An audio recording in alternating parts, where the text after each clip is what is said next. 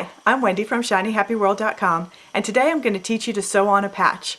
I like to make my patches pretty fancy, so I use a lot of embroidery stitches on them, but they also have a structural purpose, and that's what I'm going to show you. I'm going to take you on a tour of one of my favorite pairs of jeans. These fit me really well, and I am not eager to give them up, even though they're starting to really get worn on the fronts of them. And so I keep adding patches. And I'm going to show you how I make my patches. You'll notice that all of these patches have a lot of stitching all over them, and that's the key to a good patch. If you have, for example, a hole right here, if you just patch all the way around that edge, the hole is going to continue to tear in there, and it'll end up tearing right past your threads.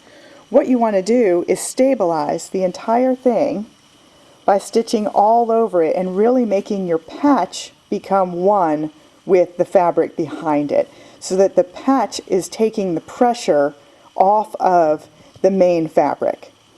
So what I like to do is to sew on a patch that's in a pattern and then stitch over it using embroidery stitches that I don't add any pattern to. All I'm doing is emphasizing the pattern of the fabric for the most part. So I have a patch here. It's not broken through yet, but you can see that the fabric is starting to fray, and that's where a new hole is going to start. If you can catch your holes before they actually break through, you're going to be better off. So that's the piece that I'm going to patch next. And I've got a piece of corduroy, because this is actually a knee, and I'm going to do a pretty big patch here. So I've got a fairly large piece of corduroy, and I just rough cut it, eyeball cut it to a rectangle. I didn't do any fancy measuring. I don't care if my rectangles aren't perfect. You'll see that that one's really just a quadrilateral, not a rectangle. And I'm going to show you what I do to prepare. Okay, this is the piece of fabric that I cut to make my patch out of. What I need to do now is turn those raw edges under so I don't have anything that's raveling or fraying on the edges of my patch. So I'm going to flip it over, and I'm not measuring or doing anything fancy. I'm just going to fold it over a little bit and press that in place. And then I'm going to turn the corner, and I'm going to fold it over and press it in place.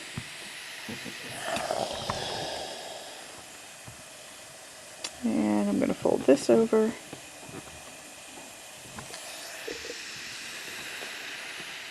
and press it in place. And one more.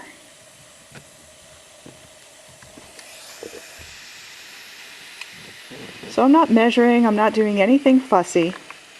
I'm just folding all of those edges under.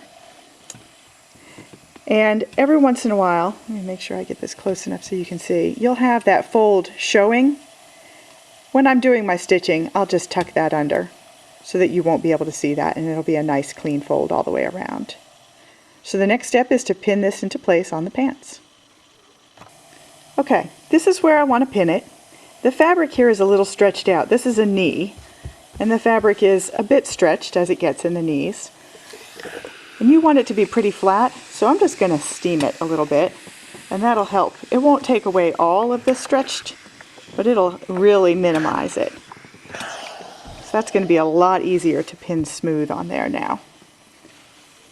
And then I'm going to put this on. I've got some frayed parts right in that intersection, so I want to make sure that this covers those. So I'm going to I'm overlapping a little bit on my older patches. And now I'm just going to go around and pin into the corners. And you have to make sure that you're only pinning into the front layer of the pants, because this is a tube of fabric that you're going to be stitching to. And you just work your way around. I usually start in the corners, make sure I'm getting it nice and smooth. Get my pin going there.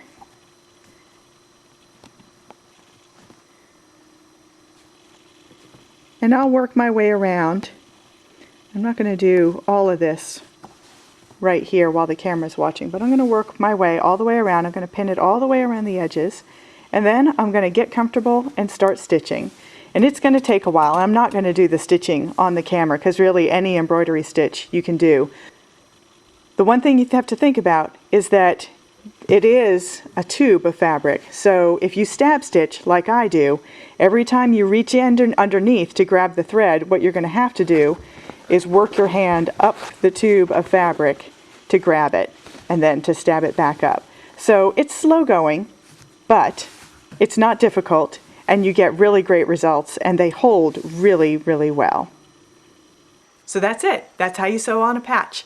And I want to correct one thing that I misspoke during the video. I said that you could use any kind of embroidery stitch, and that's not exactly true. As much as I love French knots, I never use them on patches because they stick up a little bit more than I'd like, they're easy to snag on things, and they are not the most strong stitch there is.